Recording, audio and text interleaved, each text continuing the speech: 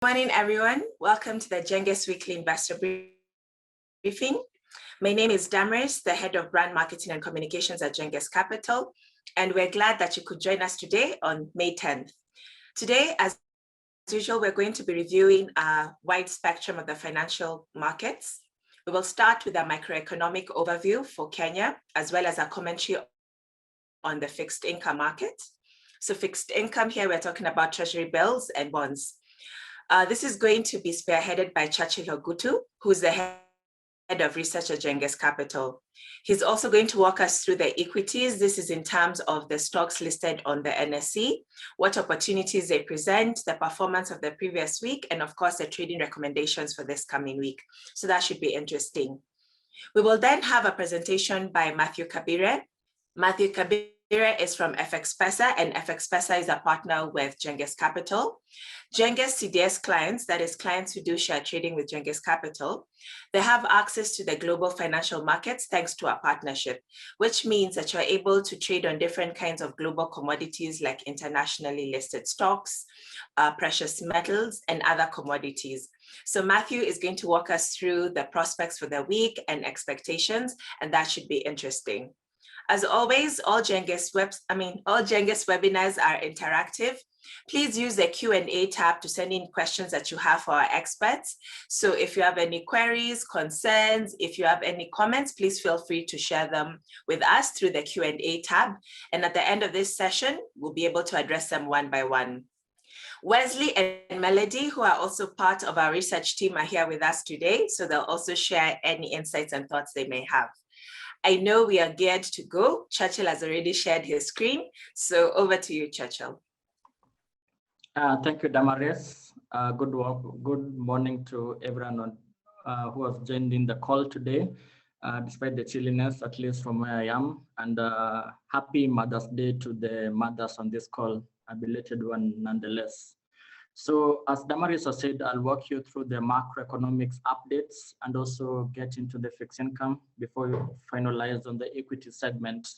So we're starting with the macroeconomic review. So this print that came out last week, this is the Purchasing Managers Index for the month of April. Ideally, like what Mathew covers in the global markets, where the PMI, some of them are disaggregated into manufacturing PMI, services PMI. The Kenyan one is now the composite PMI, so it covers everything in between, be it manufacturing, be it services, be it factories PMI. So the print that came out for the month of April was 41.5. Anything below 50, neutral 50 mark is showing some contractionary sentiment by the private sector businesses. And that is hardly a surprise in light of the tightened containment measures that were prevalent over the month of April. So even looking at the different sub-indices for this composite PMI, that is new orders index, output index, new orders index is around 30% of the weighting, output index 25% of the weighting, employment index 20% of the weighting. So collectively, they are around 75% of the PMI composite index. They tanked specifically in the month of April, and those are the things that drove this print to below neutral 50 mark to 41.5. Moving on to the other data piece that we have, this is something that we pulled out from a statistics that is usually published by the CBK, that is the monetary statistics. So it published, it revised the numbers as at the end of last month, as at the end of March. And ideally, this is now things to do with money supply, M1, M2, M3. But because this is a Monday, I will not start discussing those things, M1, M2, M3 supply. So we are looking at the private sector credit growth, which we are able to extrapolate from this data that came out from the CBK. So ideally, we're looking at the print was at 7.7% as at the end of March 2021, as compared to 9.7% a month earlier.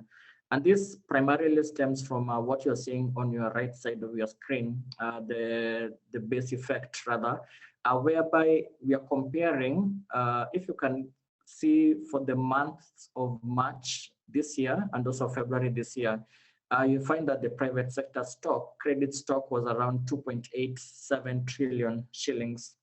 But then comparing with the same month a year before, you can see that March 2020 and Feb 2020, for Feb 2020, the private sector stock was 2.61 trillion. But then come March 2020, it was 2.66 trillion. And that's the difference because now you're comparing March 2021 versus March 2020. And that pretty much explains the dip from 9.7% to 7.7%. And this is primarily what is called economists, statisticians, analysts, or anyone who looks at these statistics refer to the base effect. And that was primarily at play in this particular print. Comparing now how the private sector credit stock grew from Feb this year to March 2021, we are looking at around 105 million net increase in the private sector credit growth. Private sector credit stock, 105 million shillings only. It's quite paltry comparing to an average of 29.7 billion net increase in the months of January this year and February this year. So that's something that I know people will start crunching these numbers going forward. I mentioned something to do with base effect, and this is also something that we keep on talking about when we look at inflation numbers, for instance, whereby if you compare, say, for May inflation print, so you have to go back to May 2020 and look at where the CPI basket was as you start coming up with the number for inflation print, and also the same with the GDP. And it's really much at play comparing or looking at the numbers for 2020. We don't have the exact number yet for GDP for last year, but nonetheless, people are just looking at that base effect at play if you compare 2021 GDP numbers versus 2020 GDP numbers, and it's just primarily the base effect kicking in, which I have also explained in regards to this private sector credit growth print.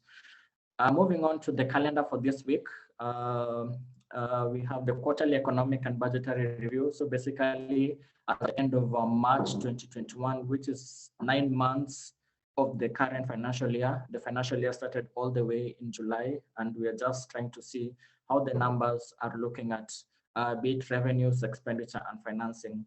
Let me just talk about revenue. I know that there's a topical note we did 3 weeks ago in regards to the performance or the revenue performance between July to March. And this, we were able to pick it from the Kenya Gazette issue as at the end of, at 16th of April. So you're looking at ordinary revenue at 1.1 trillion shillings. Ordinary revenue now comprises of tax revenues and non-tax revenue. So even that 1.1 trillion was fed into this report that we're expecting to be released sometime this week. Expenditure, we also saw those numbers somehow highlighted in that Kenya Gazette issue. And then the financing, this we're able to extrapolate from the CBK weekly bulletin, which is telling us that between July last year up until March this year, the domestic borrowing has grown by 643 billion.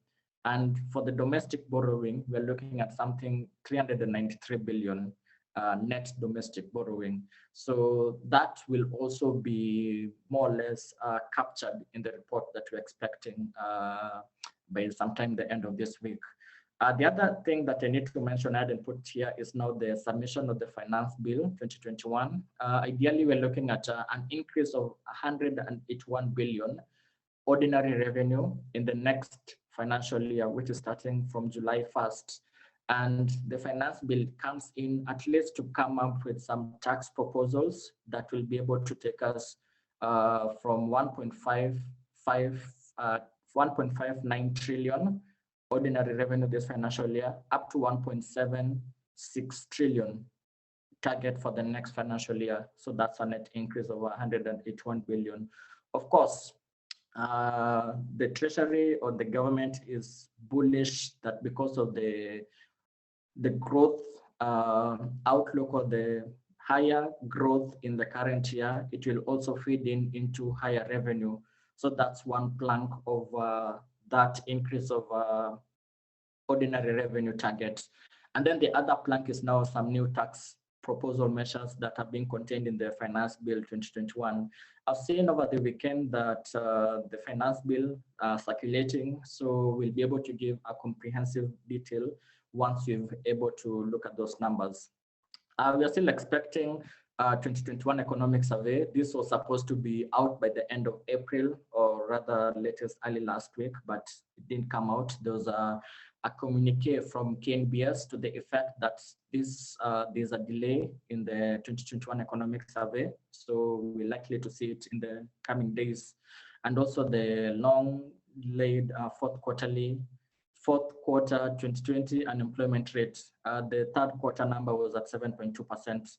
I think at this juncture, I need to call upon Mathew just to pick his brain on the non-farm payroll data for the month of April. I think it was a big miss. The market was looking at 1 million in terms of the non-farm payroll, and then what came out was 266,000. I don't know, Mathew, what are your thoughts around it? I mean, it's quite disappointing. Actually, it was a shock, a very big expectations, so very high, an increase in job opportunities in the US, but it came short of. So I think it's like the kind of it's like I don't want to call it a deception, but we ought to imagine that the COVID-19 effects are far off, and it's like we have won them, but actually they are deep affecting economies. So that might have been the misconception, because US has been in the forefront actually in vaccinating their people, and actually they are doing it better than anyone in the world. And but it came out that still economy it's weak, because there has been questions whether the quantitative easing and the amount of money being given to the people is now making them lazy not to go look for jobs. I don't know, it's a debate, but it's a question there. Or is it because there has been bottlenecks in supply and manufacturing? That one might have been bring down the level of production and opening up of businesses. So still, I think it's time that we all appreciate that COVID-19 has really done a very ravaging effect on the economies, and we still have to recover. We have to take some time to recover, and the positive data which has been coming up, in my opinion, it's not highly positively correlated to the recovery. So we might be having positive data coming in, but we don't expect the recovery and growth to pick up as much as the data shows. That's my pick, Churchill. Oh, interesting things you put out there. Speaking of the demand issue, whereby now people want to stay at home because, I mean, they're still having those stimulus checks being mailed to them. And on the other side, you spoke about the supply issues where some factories are not back to capacity. So there's, and mainly I think I'm looking at things to do like the chip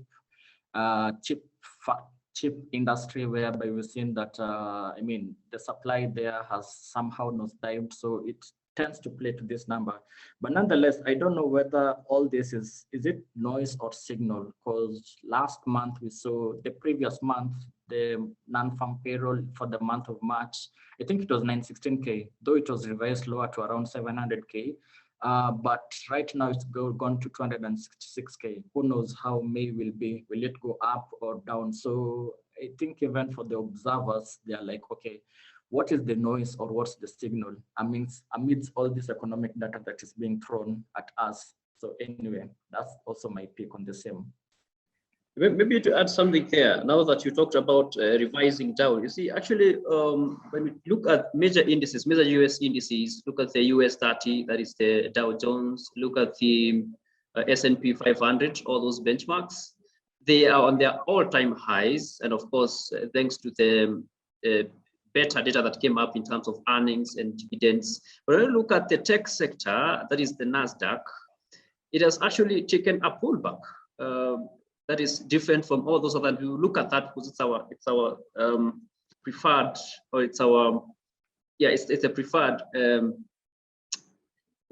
commodity, sorry, those commodity, the preferred financial instrument we're looking at this week. The thing is that data which has been coming up has been overly optimistic, and the revising down of that data is what has caused that pullback, especially on the tech sector. It has been, we saw last week that over 85% of all the earnings that has been released was above expectations, but it has been very much revised downwards. I don't know whether it still has effect here, even in the country. Maybe Churchill will shed more light on that, but some which has been, it's really a bother. We don't know whether that data is as much directly correlated to the recovery and what we might be expecting to see. Yeah, so I much agree with you, Churchill. Okay, thanks, Mathew. You'll touch on this also in your slides later on. So at this point now we move on to the fixed income segment. Looking at the review for last week, T-bond segment, secondary market activity, it increased by 16% to 19.5 billion week on week.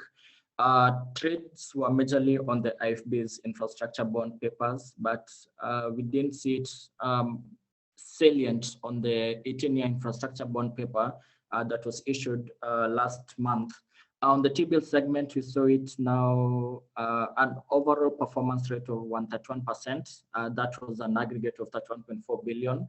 And this was the second consecutive week we have been seeing T-bills posting positive performance that is above 24 billion that the CBK sought at the auction. Yields still trending higher. Year to date, they have trended, they have gone up in the order of 0.63%. On average. That is across the 91-day, 182-day, and then 364-day T-bills. Moving on to the liquidity trends in the week.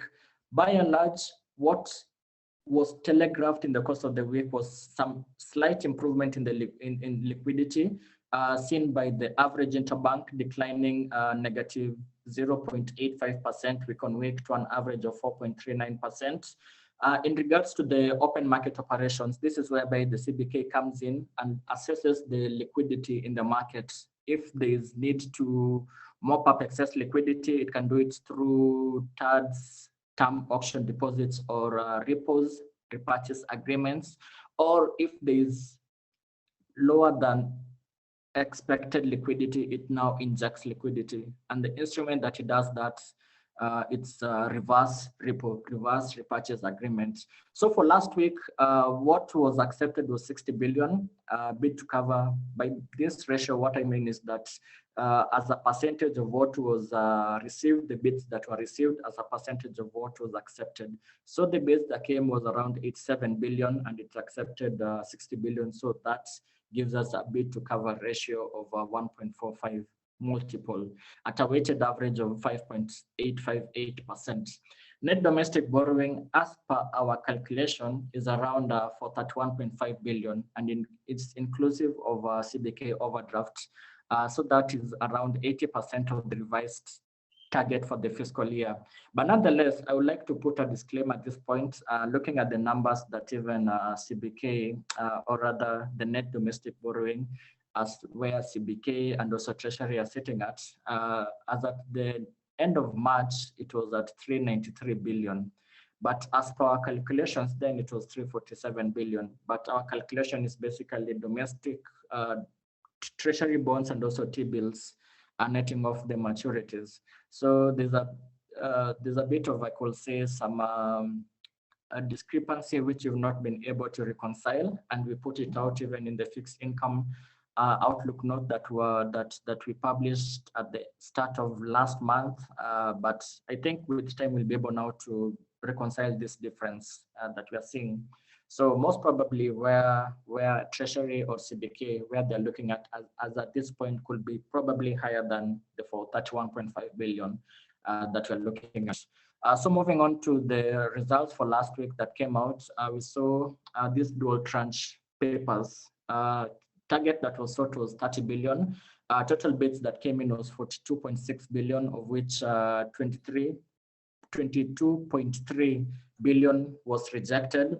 And looking at the specific papers, FXD2, 2019-15, so this was a reopening of a second 15-year paper that was issued in 2019. Actually, today, there's a semi-coupon payment on this particular paper, and it's coinciding with the value date of the May 2021 reopening. So it's acting like a fresh, that quote unquote, a fresh 13-year paper being issued.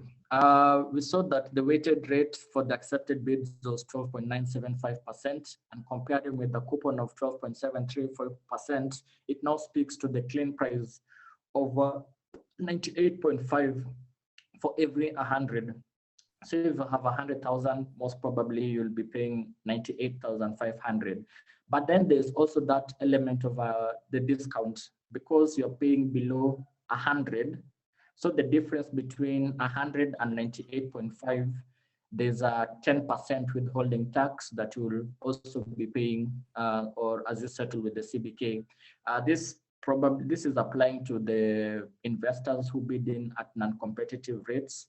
For people who bid in at yields that were slightly higher than this, or lower than 12.975%, probably you'll be, perhaps you are paying at a price which is higher than 100, or we are paying slightly at a clean price which is slightly higher than 98.5 but below 100. So, but nonetheless, the clean price for weighted rate at 12.975% was 98.5.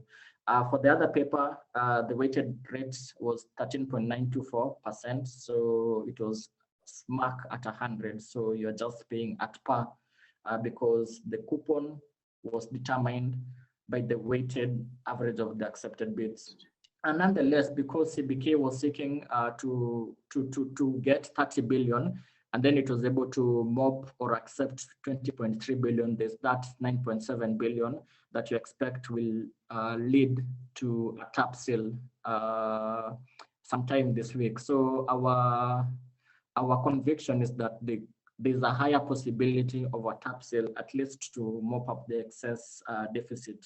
The tap sale, I think, for the benefit of some people who perhaps found this webinar over the weekend, they signed up and it's their first time attending this webinar. So the tap sale basically means that CBK will now say float 9.7 billion, and it's on a first come, first served basis. And ideally, they are just asking investors to place in their bids. Here, you don't even put in your yields that you like to enter in. You just place in your bids so that CBK may be able to meet this 9.7 billion. So that's a slight difference. Tap sale vis-a-vis the auction that you saw last week. Week's trade here, because we are not looking at the dual tranche issues because of an expectation of a tap sale. So we pivoted a bit into some two short-term papers. This is the FXD1 2019-5, and we prefer it as compared to FXD2 2019-5. So we did a bond valuation primer some weeks back, and that was a start. That was like the introduction to bond valuation. So if we take it a bit further, we'll now start hearing things to do with duration or modified duration. So this is the concept that is applicable in our week's pitch. So these two papers have a same duration of 2.6 years. So by duration, we mean that effectively it will take an investor 2.6 years from today to recoup back his or her investment. So ideally, this is what you are looking at. And these papers were issued in 2019. So you're looking at a maturity date of 2024. So we are more or less 2.6 years is slightly more or less within that time frame that we are seeing, or that is indicated by this technical jargon called Macaulay duration. So, but the FXD1 2019-5 has a relatively higher coupon rate at 11.3% as compared to 10.87% that is seen in this other paper, FXD2 2019-5. And just to take it a notch higher, the same coupon payment for the FXD2 2019-5 is payable today. And because of the relatively higher coupon rate, it means that it's sensitivity to changes in the interest rate is slightly lower as compared to FXD2 2019-5. So that primarily is our pitch. We are just doing a comparison, which paper is the best, comparing just two papers. So we're looking at entry levels between 10.3 to 10.35% for the FXD1 2019-5. So at this juncture, we now move on to the equity segment, where we saw the indices mixed reaction, and NASI, Nairobi All Share Index, increasing 1.1%, Nairobi NSE 20 declining negative 0.2%, turnover last week edging up by 9% to 2.67 billion. I don't know, Wesley, might you have some thoughts on these top gainers and top losers? Or anything that happened last week that caught your attention? Thank you, Mr. Churchill, for the opportunity. Yeah, last week was an interesting week. We saw three counters trading below the 52-week lows. That was on Tuesday, we had Standard Group. On Wednesday, we had Liquidity and Centum. Thursday and Friday, we saw Centum taking another dip, and it closed with a low of 14.40 from its original low of 15.15 when the week began. Also, something else to watch on the equities, Bamburi, because of the deal of the Ugandan deal that was through. And on Tuesday, we saw some news that will affect the first half results of Bamburi, since some of the funders of the pipeline project, the 3.5 billion project, started to withdraw from the deal. And also on these top gainers, I think the company out was BUSD, took a 12.65% loss, and on the top gainers, BUSD took a 12.6% increase, and Standard Group took a 10% share decrease to the low that it set during the week. That was what I thought is something to check out for. Back to you, Mr. Churchill. Thanks, Wesley. They're not able to cut you, but thanks for the insight that you gave us. And top losers, Standard Group there touching a 52-week low. Same with also Centum touching a 52-week low over the course of last week. Top gainers, I think these three counters have been flip-flopping. One week they are on laggards, the next week on top gainers, but nonetheless, that has really transpired over the course of, I think, the last 3 weeks or so. BUC, Olympia, and Umeme. So moving to the foreign activity, overall participation rate was still foreigners taking the lion's share of activity at 64%. Net inflows of 725 million, slightly lower than the previous week, which was around 925 million thereabouts. We saw foreigners accumulating or inflows on Safaricom, EABL, Equity Group, and KCB Group in that descending order, and exiting on Stanbic Holdings, still the top 5 traded counters, no changes over here. In terms of where the Nairobi Securities Exchange All Share Index is as compared to African peers, we are seeing in terms of the price to earnings ratio is slightly overvalued as compared to an African average peer that we have on the screen. The Kenyan price to earnings ratio is 12.9 multiple against 11.1 multiple. The African average dividend yield of 2.1% against the average of 5.1% African average that we're seeing, so slightly overvalued. I think I can just comment on corporate calendar this week. We expect the full year 20 earnings on Safaricom. That will be on Thursday's session. I don't know whether Melody can comment on the banks, and in particular, and the other banks. We're expecting 1Q earnings sometime over the course of this month.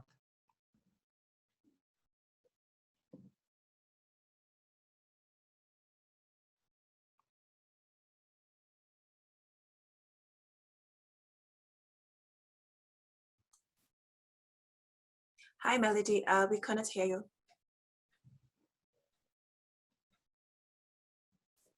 Churchill, she may be having some okay. So audio issues. Yeah, okay. So let me just fill in for her. We are expecting a bonus share. The closure date for I&M Holdings bonus share is today. So this is the last day that investor who would like to get an additional bonus, an additional share for I&M can be able to purchase this stock. Banks, we still expect their 1Q earnings over the course of this month. We still haven't received the details in regards to their releases. So the other activities, at least for this week, Bamburi, book closure date is next week on Sunday. So ideally, technically, this Friday for the final dividend of 3 shillings per share. And then next week, we expect final dividend on Stanbic's 3 shillings and 80 cents over the course of next week on Friday's session. The rest will now be towards the tail end of this month and also over the course of next month. So we're still biased towards strong stocks, basically those ones that are heavily traded by the foreigners, as per a couple of slides back. Those ones, at least they can be able to weather the storm because of the liquidity. We are still not yet out of the COVID-19 pandemic tunnel. So we are still biased towards those stocks. And specifically for this week, we have a hold on EABL. Ideally, when we talk about hold, we are looking at anything that has an upside of at least 15% and within a downside of 15%. So from our target price and where the prices are trading at, anything that is negative 15% or 15% to their target price, that now justifies a hold recommendation. So specifically for EABL, we're looking at a hold because against our target price of 194 shillings and 32 cents, it's around 13.1% upside as at the close of last week. It's currently trading at a price to book multiple of 9.71 times. So that is it in regards to the trading ideas for the week. So let me stop and now invite Mathew to walk us through the global markets.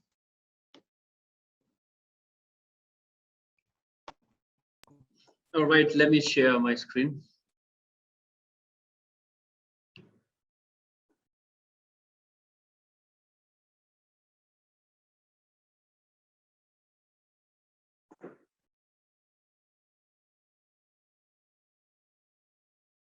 Churchill, hope you can see my screen. Please confirm to me. Yes, I can see your screen. You can see your screen. You can proceed. All right, very good morning, ladies and gentlemen, and let's delve into the global markets, see what we have there. We look at the previous week's big events or moves, and then check out on what we might be expecting moving forward. So last week, traders were much waiting to hear about the employment data, much of which I've just spoken when the Churchill asked for my contribution. Still, Bank of England on the interest rates, and because of the big moves and the big events that came up for the US dollar, then gold or the commodities were on the watch out. So non-farm payrolls came up as a shocker. Traders were expecting an approximately 1 million increase in the jobs created in the US, but only came 266. That's a big shortfall to the extent. It's being considered like bad news, and it affects the dollar negatively. So unemployment rate went higher to 6.1%. Dollar fell across the board, and for the traders who are watching, it was either a big win for you or maybe didn't go well. Either way, it's the trading. That's how it goes.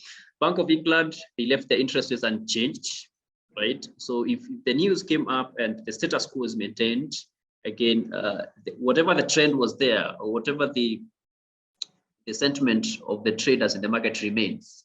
So monetary policy, again, they voted unanimously. They didn't change their asset purchase program, left it at the same level of 895 billion.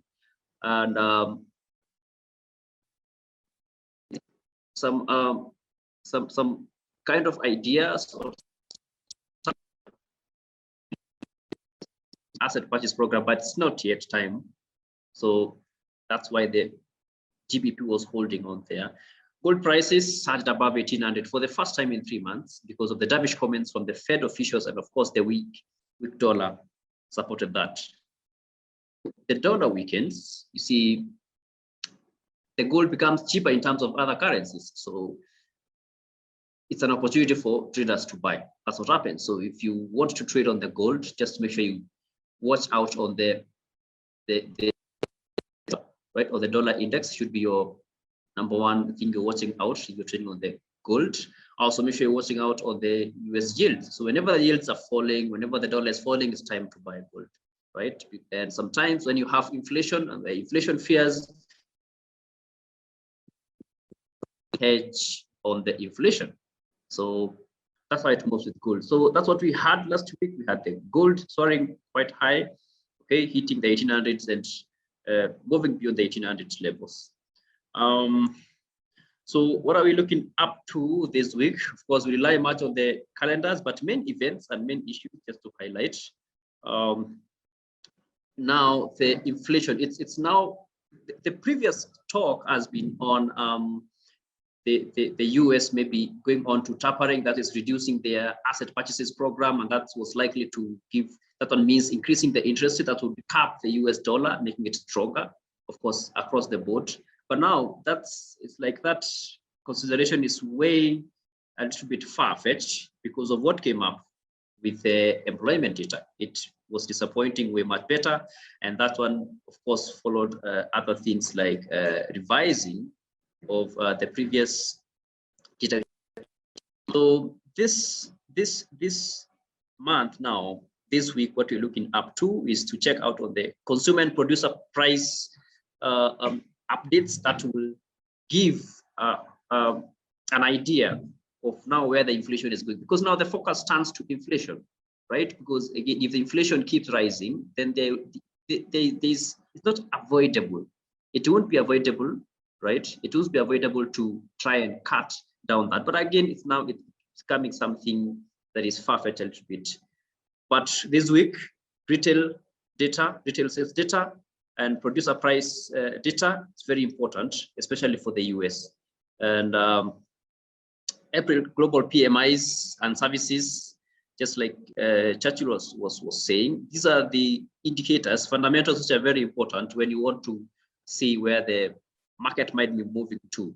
So that data for the US revealed a strong growth in 11 years for the US, right? And it will be interesting to track recovery momentum as well as the potential for faster growth.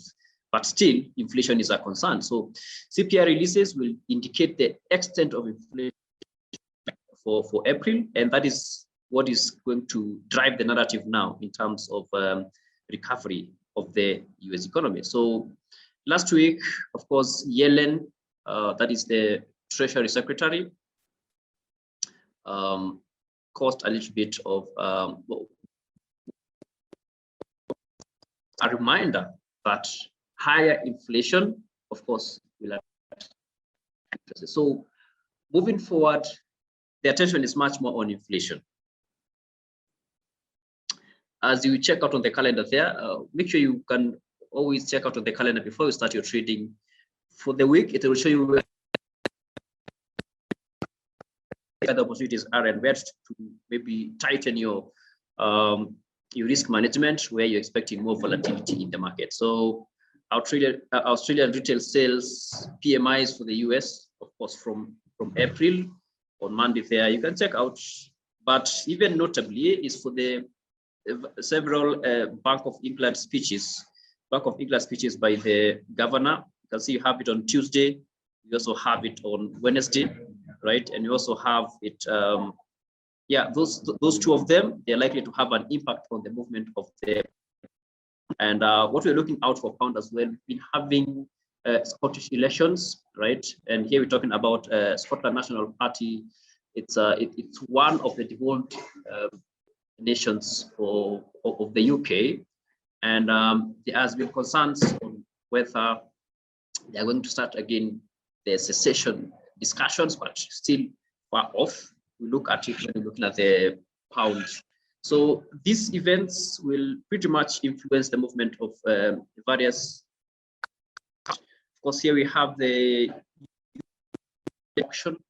Again, might cause a lot of jitters in the markets, but because there's a US CPI that's what is going to direct, and the US core PPIs. PPI is the producer price index on the manufacturing side, inflation on the manufacturing side, CPI on the consumption side, and those are going to derive. The traders are going to derive the likely movements of the markets from all these news or events coming up. Now, products to watch this week, it's pound, and I'll speak a little bit about pound. It has been thriving off a weaker US dollar. A weaker US dollar, of course, when you have the pound USD, see it's simultaneously buying one currency and selling the other. So when the USD is strong, of course, it's like buying USD, selling the pound, and now the trend is down. But currently, because of what has been a weak USD, the pound has had an advantage. It's been trending upwards. And if you can look at that chart there, so it looks congested, no problem. I just wanted to make sure you can see a wider view, but you can see it's been trending upwards. And Bank of England, they kept their quantitative easing practices unchanged and still not tapering. So the strength, I might say, or I would say that that uptrend that you see on the dollar there is on the pound USD, the US dollar, right? As at the time I was capturing these charts. So the traders, of course, last week waiting also to hear about the outcome of the election for the Scotland, and SNP was shy of the majority by 1 seat. And of course, the common agenda to defeat COVID-19 might keep the Scotland referendum call away, but it's not a done story. So here, before we just go to the technical charts, just speak about something little about the pound. You might be, or the narrative you're just about to be hearing in the next, I don't know, I can't speak with certainty about the time you might be hearing about the pound. Now, you know, UK has got 4 devolved nations, right? There's the England, which has got 9 electoral regions, right? And then we have the Wales, right? We have the Scotland.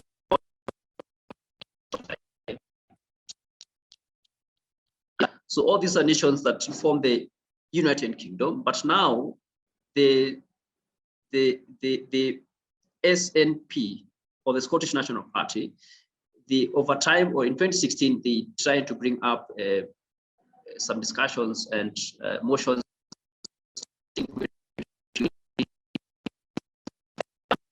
that they were looking forward to see whether the SNP party gets a majority. And when they get a majority, it means all, right? So it's still, they didn't get the majority, and that one give pound a more strength, because of course it's like the hopes of having the conversation about referendum revived is a little bit not very much, right? But still, there are parties that if they decide, because they miss that majority by just 1 vote, by just one, I did not very much converse. We have the Green Party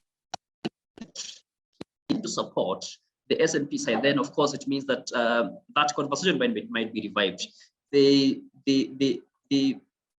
greater UK might not accept it, but of course, we don't know what happens. But still, it's a conversation you might not miss. So, what are the consequences, or what are the things that you're looking up to in case that conversation is revived as pertains to pound? Of course, just like you can see on the screen, if they decided, if they are offered that opportunity, or if that conversation comes up, then we are likely to see financial chaos, uncertainty on the GBP. And because of that uncertainty, then we're likely to see the pound taking a dip, then hedging operations by traders and investors. And that is likely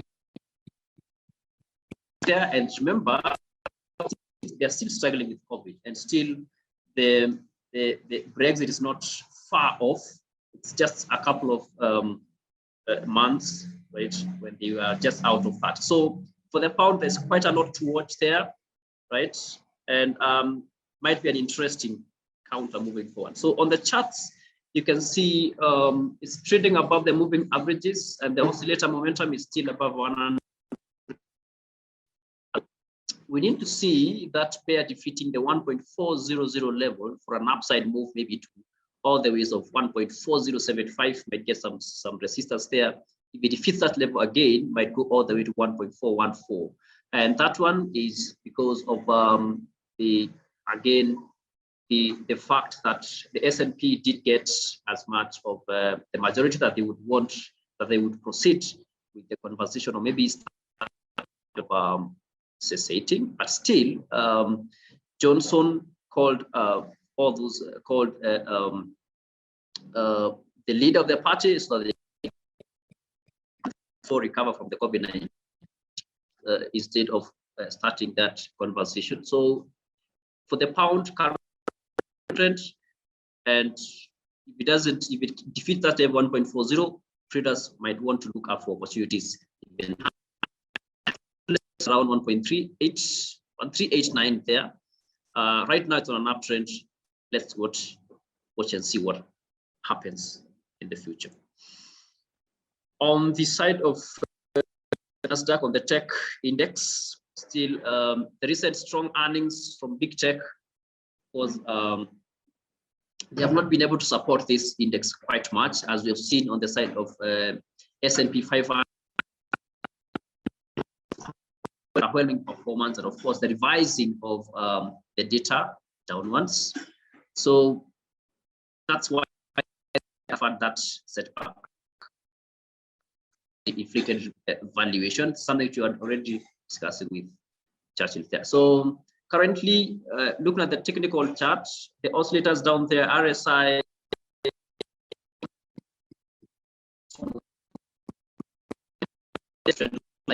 and so it's just stuck in between the moving averages. I'm using a 50 and 20 moving average. The technical levels to watch, just the 13H25 levels. If it breaks above that level, then we might be looking for one to maybe short-term long positions, maybe all the way to 1400, because that is the level that we need to see the tech index breaking for a more prolonged long position into the maybe 14,170, 14,200 levels. So technical level above 13,820 long position, but we have support levels around 13,440 and 50. So if you check out that structure,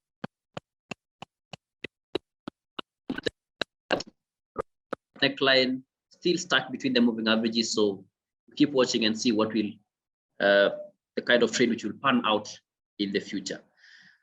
Companies reporting their earnings, BioNTech, you can see them Monday, Tuesday, Wednesday, Thursday, Friday. Of course, you can always revisit this. Don't watch them out. Giving out their dividends, you can watch out there and see whether you can take an opportunity. That's what I had. I've taken quite some time, but I hope it's really some insights for us. Over to you, Damaris. Thank you so much, Matthew. Certainly, I have learned more about the Scottish National Party than I ever knew. So thank you for your very comprehensive presentation. There is still an issue with your mic. Maybe during the week you could have a look. It was breaking up, but it didn't stop us from learning. So I have an initial question for you, Matthew. Let me just ask you, it comes from Nelco, who has been visiting the FX Pesa website. He noted that on the website, it states that you cannot short buy Kenyan cash equities, and he's curious to know what that means for him as an investor. Matthew, could you explain that bit of a disclaimer? Well, when you have those stocks listed there, the NSE derivatives listed on, of an opportunity for you to hedge on the market. It's more of an opportunity to hedge.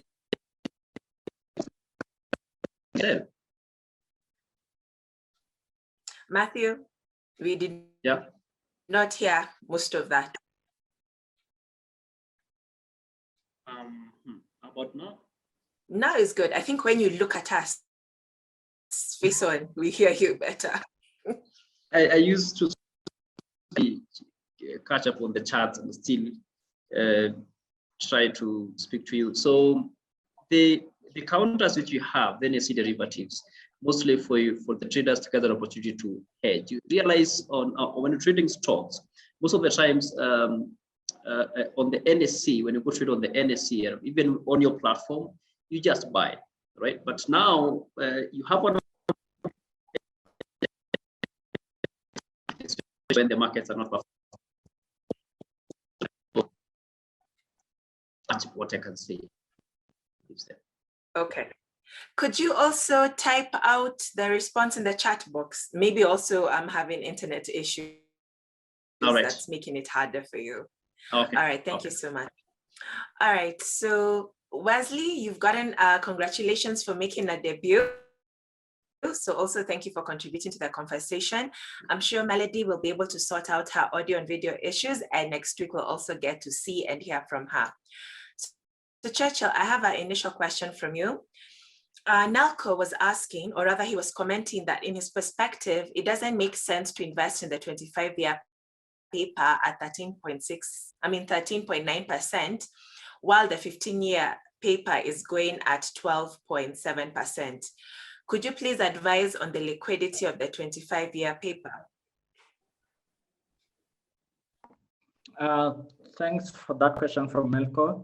So looking at the 25-year paper, it actually is starting, secondary market trading will start tomorrow. So we haven't seen much visibility. I think the question is on the 25-year paper that was listed. We know that there's another 25-year paper that was listed 3 years ago, 2018. So that is around 23 years, and I think its yield is around 13.3%, if not 13.6%.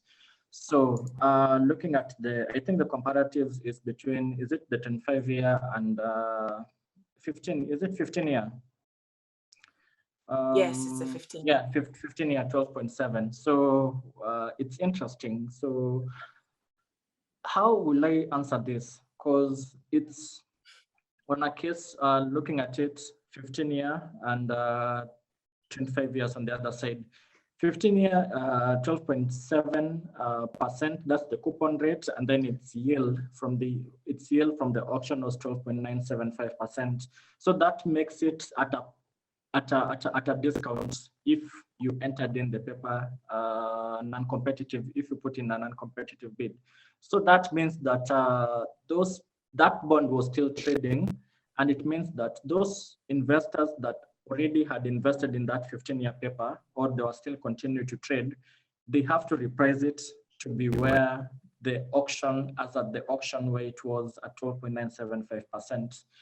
So that is how it affected the 15-year that was currently trading. And then on the 25 years, because you're comparing 13.924%, the yield to its coupon, you have to look at it, the coupon rate. It was coming to, the pricing was at par. But if it starts trading, of course, there are some dynamics that will come in. You could see that even that 25 years, it will start coming down, the yield will start coming down, so it will start trading at a premium. So I think in regards to the like-to-like comparison, I think because both papers are giving you a withholding tax of 10%, but the virtue that they are above 10 years in their tenors, so you're looking at a higher semi-coupon payments on the 25-year paper as compared to the 15-year paper. So that is what's making it attractive. And even looking at the bidding activities on those two papers, you could see that most investors went to the 25 years as compared to the 15-year because of that attractive premium on its coupon rate. So that was what made it more attractive. But in terms of trading, I will compare, say, a 25-year to another 25 years to look at which is the most attractive, as comparing, rather than comparing a 15-year to a 25 years and on the metrics on the yields. Understood, Churchill. Thank you for the clarification. In the Q&A tab, we have Kamal, who's asked a question. He's noted that Kenya power price is at 1.38 shillings, and it was once at 200 bob in 2002. With the restructuring and it being a monopoly, is it a good long-term buy? So that's the first question. His second question is on Centum, noting that Centum is 80% discounted. A drop in the price. Okay, for the Kenya Power, on the Kenya Power question, the dynamics for Kenya Power have not been the best. I mean, they have not been that efficient. They have getting some competitors coming on board or other players, which has made it's in as much as it's a monopoly. You're saying that it's still raking in, it raked in losses as of the full year, end of full year 2020, that is as of the end of June last year. So for the dynamics or the fundamentals for Kenya Power have not been that juicy, and that is also that explains even that downtick in the pricing. Of course, this is over a 19-year period, so there are so many nuances that have occurred over the course of the last number of years. But nonetheless, at this point, it's a speculative trade. It's not even in our coverage as such, so it's more speculative. You are looking at it. At times, stocks like this, there are a number of them, which tends to vary in any given trading session. So it's still a speculative trading, which we won't even put a sell or a buy in our recommendation. So it's a speculative trade. In regards to the Centum question, I don't know whether... So thanks for that. Kenya Power is speculative. What of Centum? Okay. I don't know whether Wesley. By the way, let me just put it out this. I did not put a gun to Wesley to calling me Sir Churchill. I know that you had it. I am not a bully, but I think that's I'm not able to win Wesley to stop calling me Sir. But anyway, he's a junior analyst, so it's just some respect. So let me put it out there. I'm not a bully. For some of you, perhaps you're thinking that I bullied him. So for Centum, I think right now the question is because its price to book is around 0.19 multiple. So basically what that means is at the closing price of 14 shillings and 50 cents, and if you look at the book value per share is around 75 shillings at a price to book metric of 0.19. So from that perspective, you could, and that is where even the center management have been talking about that the price of Centum is trading below its value at around 75 shillings per share. And right now is at 14.5. And Wesley correctly put it out that it was at 52-week low over the course of last week. So of course, we've seen that they put out a profit warning sometime, I think it was early last month, if not late March, to the effect that because of that, they had a one-off gain in its last earnings period, which will not be replicated in this year. So that's one of the factors. And also some of the investments, be it mostly that are the investments that are skewed in towards the real estate have not performed as spectacular as we saw or as you would expect in this current pandemic. So that has had a negative impact on the counter, and it's seen that it has come down to where it is, at least in the short term. But nonetheless, I think from 2015, whereby we started seeing the counter coming off gradually up to where it is currently. So at this level, we may not even have it's not a part of our coverage, but just based on the profit warning, we're looking at once the full year earnings are out, it will now reflect the sentiment of the management that led it to issue the profit warning sometime, I think, early last month. So Churchill, in terms of sentiment, what then are we saying? A buy, a hold, or a sell? That would address Richard Mwangi's question. At this point, because we haven't looked at it comprehensively, like from an analyst lens, to comprehensively put a recommendation on it, so it's still speculative trading. But the price action is now geared towards a sell, or it's geared towards some much more negative surprises as opposed to positive surprises on the price. So we are looking at a gradual decline in the price. So it could be a hold, could be biased towards a sell, so that investors could be able to crystallize their losses at this point in time. Okay, thank you so much, Churchill, and hopefully Richard Mwangi, you've gotten a response from that. We have a question in the chat from Stephen Gacheru. He's asking if Bamburi is a good stock to buy for the long term.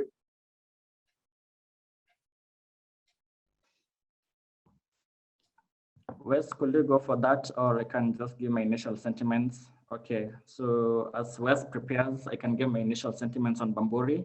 I issued a surprise dividend payment of 3 shillings per share.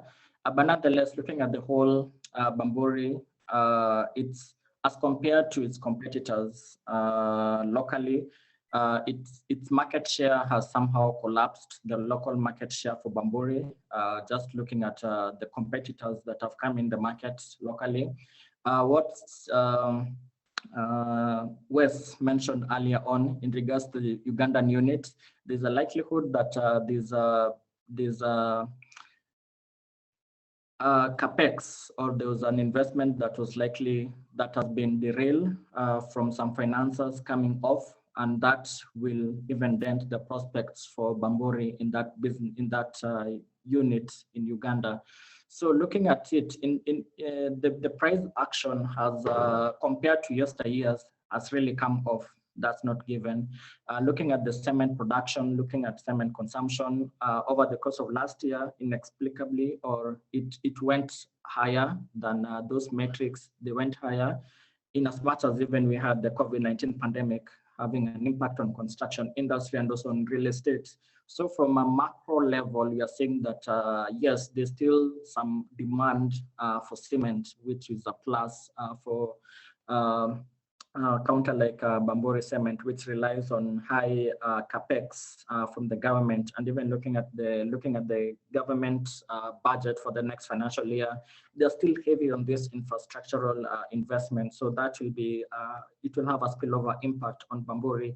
But nonetheless, I think in regards to the whole, looking at it from Bamburi and Lafarge, the parent company, Kenya business or Bamburi is a small share of the overall Lafarge holdings. So if you compare with the West African cement players, you find that the parent has more emphasis or more interest to invest in the West African businesses as opposed to the Kenyan businesses.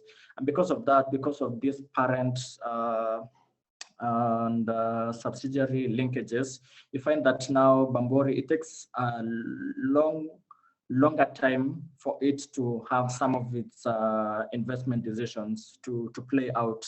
And that obviously speaks even to the fact that even if it wants to try and ward off the competition locally or even in the Ugandan unit, it takes a longer time frame for it to come there into fruition.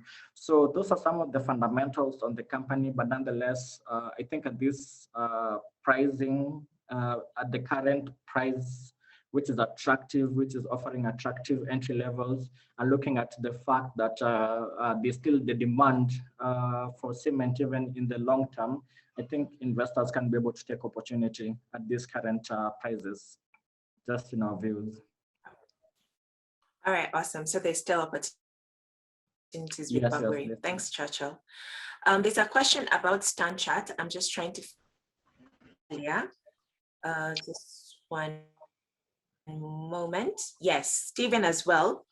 He's noted that Standard Chartered share price has really gone down in the last 2 weeks. What could be the cause of this drop? Okay, let me hold for Melody, whose audio is not yet sorted out. But you're looking at the stock. Its book closure was on the 27th of April. So right now the counter is trading ex-dividend, whereby it's past its book closure date, and it hasn't paid its dividend. So what happens after the book closure date? The price of the counter adjusts to reflect that dividend that had been announced. So standard dividend of 10 shillings 50 cents, book closure date on the 27th of April. Around that time, it was trading at around 142 shillings, 141 shillings, thereabouts. So it has adjusted accordingly. I think it's trading at 131 shillings and 50 cents. So it's basically the adjustment that kicked in after the book closure date elapsed. And that is what speaks to the decline in the price of StanChart. Okay, that makes sense. The relationship between Standard Investment Bank and StanChart Bank, SIB, and the retail arm. But go ahead, Churchill. Oh, that's a question. Yes, it's a question and it's valid. I don't think there's any relation apart from they are sharing the name of Standard. One of them, Standard Investment Bank, it's our worthy competitor in the market, being an investment bank.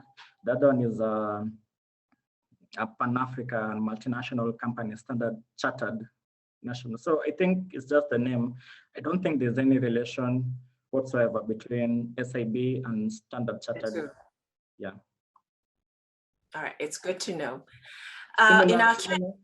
Similar to Genghis Khan and Genghis Capital. Do you get to hear those kind of similarities? Thankfully, nobody ever asked about the Mongolian. Nobody asks, which is good. Mongolian invasion. So anyway, but I think it's just a coincidence. They're just sharing the first name, Standard. All right then. Eric in the Q&A tab asked, what are the factors behind the NSE FTSE 25 index and the NSE All Share Index rising in the recent days? Okay, thanks Eric for the question. NSE All Share Index is a market cap index whereby they're looking at the market capitalization, and same also applies to the FTSE NSE 25, where it looks at the 25 most liquid stocks. And this phrase that is usually applicable, or a rising tide lifts all boats. And that is applicable even in the fact, if you look at Safaricom, currently it has, I think, a 62% weighting or a 62% share of the overall market cap. So whatever is happening in the Safari, whatever is happening in Safaricom's counter has an impact in these two indices, the FTSE NSE 25 and also the NSE All Share Index. And that, to me, is what has driven the upside that we've seen in these two indices, mainly on the price action for Safaricom in the last 2 weeks or so. Okay. All right. Thanks so much. We have a question from our Facebook page because we're also streaming on our Facebook channel. Arthur Ocheng is asking, what are your opinions on the East African cable stock, and do you recommend it as a buy and hold or not? So perhaps, Churchill, we could just breeze through because we are past 10 and we still have several questions. But Arthur is asking about the East African cable stock. We can get some more time comprehensively to look at this counter. But I know that last week it issued an announcement to the effect that it will delay publishing its full year 20 earnings. So I think we'll just need to look at the counter comprehensively before we authoritatively answer Arthur's question. Okay, so maybe I would just guide Arthur to, or anyone else who wants to continue that discussion after this webinar, to send an email to research@genghis-capital.com, and then you can have a tete-a-tete with Churchill and his team members. We have Andre Abonyo who asked, are there any recommendations for buy on I&M now that they have bought a Ugandan bank, Oriental? And also, what is their dividend yield? Is it above average? Yes, I&M's dividend yield is 5.3% against the average of 3.8%. So it has a competitive dividend yield as compared to its peers. I know that its dividend payment should be later 20th or 21st of this month, thereabouts. In regards to the acquisition for the Ugandan bank, it's part of its growth strategy. So I think, to me, they want to capitalize on East African economies. Right now, they are mainly within the Kenyan market, but they want to expand their boundaries as compared to what their competitors are doing. So I think it's part and parcel of its growth strategy. It's something that they announced sometime last July, and it's just that they finalized on this transaction late last month. All right, so them acquiring Oriental is part of their strategy, so we should be able to see that reflect in their coming results. The results came out, the full year results came out, so Q1 numbers is actually that today is the closure date for the bonus share. For every one share that you have, you are entitled to an equivalent one share. So the bonus share closure date is today. Okay, all right. Right, so maybe in a year's time we will reflect. Okay, so there are two more questions here. I'd like to address them. David Kubai asked, for technical analysts who require to check a long-term performance of a stock price historically, how can we use a Jacuzzi app to analyze history of a price action from when the company was listed on the NSE to now? Because all he can see on the app is a 1-year period and he requires more. So David, you've noted quite correctly that on Jacuzzi app, you're only able to see price action within a year. If you want a lengthier term of prices, then I would recommend to either use the OST, or use other websites. Churchill, if I'm not wrong, for example, websites like mystocks.com, they're able to give you pricing over a long period of time. But for the app, just because of the user interface, we've only been able to use to put data for 1 year. Churchill, are there other resources a technical analyst like David could use? Yeah, I think you've comprehensively captured those resources. I know what we analysts use. I'm saying this because I'm seeing Eric on the call. We have used the Bloomberg terminal, but I know it's out of reach to some of the retail investors on the call. But I think the ones that are, it's accessible to them, you've already mentioned them. All right, then, thank you so much. David had also asked a question to both you and Mathew, although I think it's more Churchill, because he wants to know about the secondary market for Eurobonds.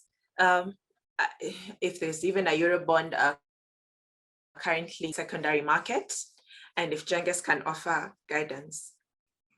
Yes, there's a secondary market for the Eurobond. I think we can carry this conversation with, or anyone else who's interested, with our fixed income dealing team. They can now be able to connect you with the relevant parties who can be able to transact on their behalf. So yes, there is an active secondary market for Eurobonds.